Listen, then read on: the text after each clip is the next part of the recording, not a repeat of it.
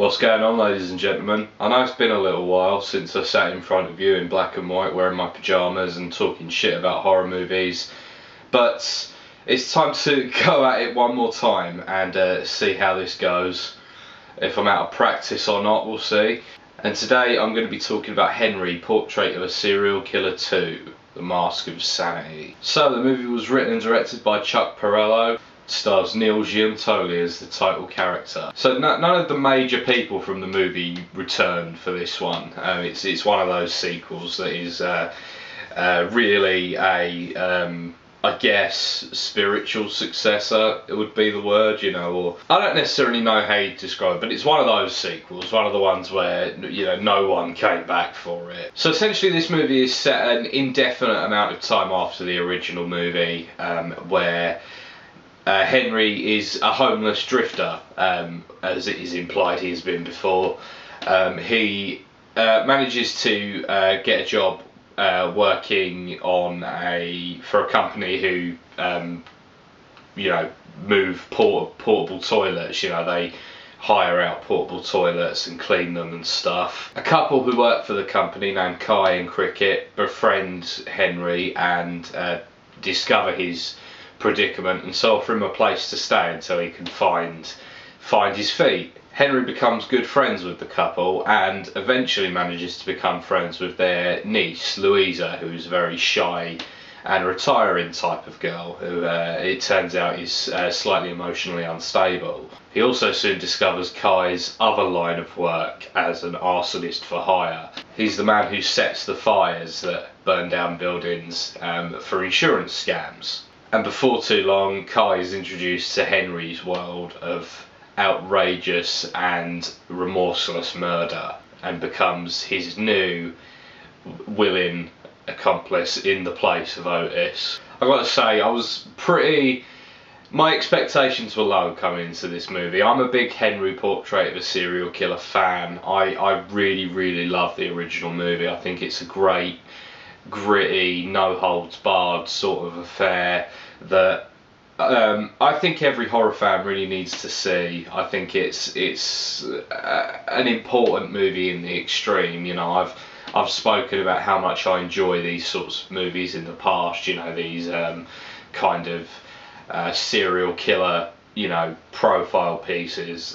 You know, I'm a huge fan of like William Lustig's Maniac and you know, like Manhunter and things like that, and Henry, Portrait of a Serial Killer I enjoy just as much. I think it's an important movie just as much as Maniac is. Maybe not quite as important as Maniac, but it's certainly up there. It's a contender with Maniac for sure. This second movie, however, comes 10 years after the movie was made and like 5 years after it was released or something like that. I know there was quite a big gap between Henry being made and being released. And Mask of Sanity, I was fairly certain I was gonna not like it. You know, it's you know, obviously it's a movie that is made by a completely different group of people. You know, it brings on Neil Giuntoli rather than Michael Rooker as the title character.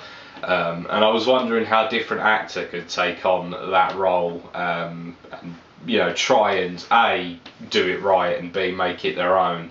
And I feel like Giuntoli did one of those things but not the other. He did make it his own, but he didn't really do it right. His version of Henry is a lot more kind of like a quiet, you know, silent but deadly type. You know, he's you know, like a shy kid at school. He wasn't like the, you know, the Michael Rooker type Henry, where Henry kind of presented this exterior of a fairly retiring sort of guy, admittedly, but also someone who was fairly simple and a bit harmless. This Henry feels dangerous, really from the off, even without any sort of foreknowledge of who the character is, which in a way is fine. I get that this character, you know, could well have developed in the time since Henry, Portrait of a Serial Killer, but I still don't. I don't think you could ever, no matter how close you got it, you could ever beat Michael Rooker's portrayal of Henry. And I think that's generally a point for the whole movie, is that nothing about this movie really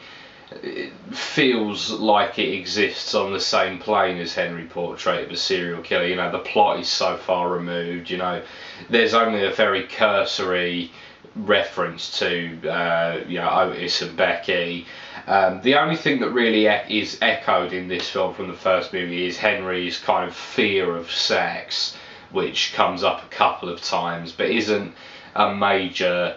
Well, it kind of is actually a major plot point at times, but it's not as convincingly portrayed as it is in the first movie. The whole movie kind of has a bit of a problem with it that a lot of low budget movies have, and that is the problem of trying to be a little bit bigger than it perhaps needs to be.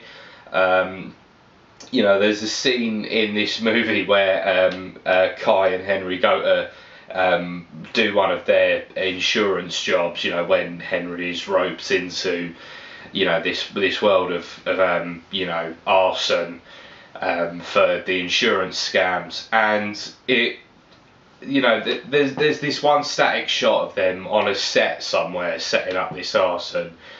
And then a few moments later, there's a shot of that one set on fire. You know, it doesn't. It feels a little bit obvious, is what I'm trying to say. It takes you out of the moment slightly, which is a great shame, of course. But then that's a common problem of these sorts of low budget movies, is that they try to do things that are a little bit too far-fetched to be done convincingly within the budget. I'm not, there have been movies that have done it to an even greater extent than this one. This is definitely not the worst I've seen it done. I think this film, if you were to view it in its own right, it would incur a lot more respect than it does as a sequel to Henry Portrait of a Serial Killer. It is a solidly written film, it's a solidly acted film, but it just doesn't quite have the same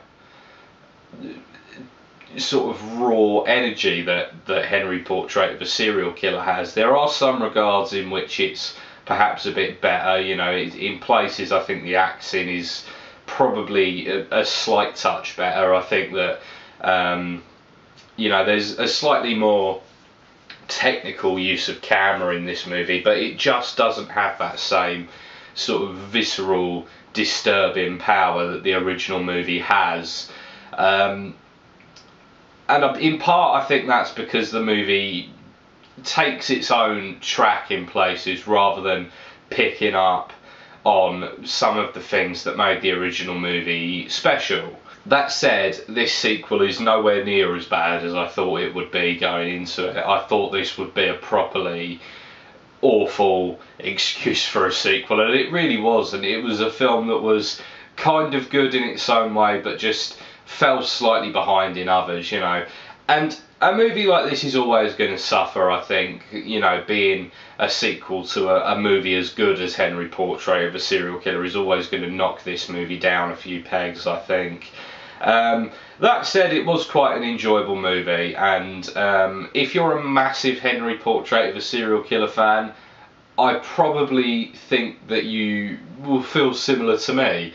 I think you think that this movie was okay.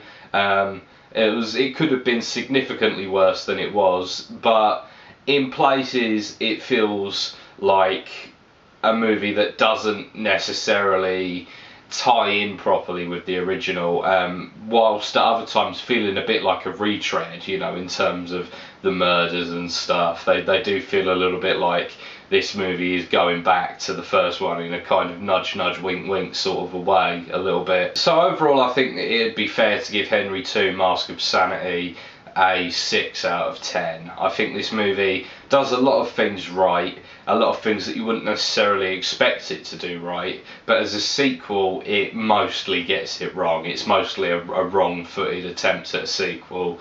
So yeah, I think overall Mask of Sanity is a 6 out of 10. I don't think it's a movie that is necessarily entirely redundant and that you should avoid at all costs, but by the same token, there's a lot of problems that you should be warned of going into it.